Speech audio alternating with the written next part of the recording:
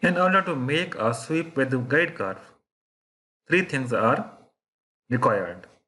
First is sweep path,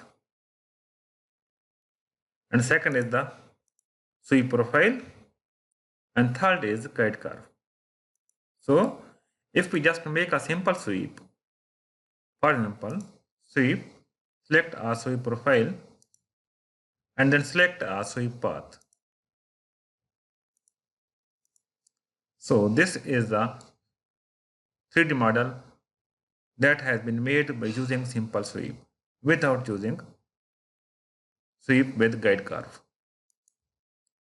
So if we want to use this guide curve, just go to edit.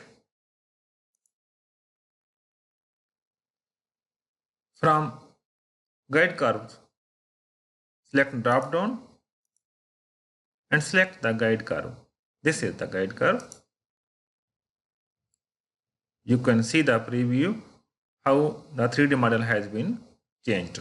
A 3D model has aligned itself along this guide curve. Okay. So sections of sweep profile is changing as it is following the guide curve. So just delete this feature.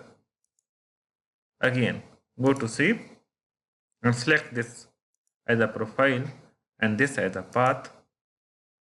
Then go to guide curve and this spline as a guide curve, and from thin feature select the direction of thickness, that is, and the value of thickness is 5 mm.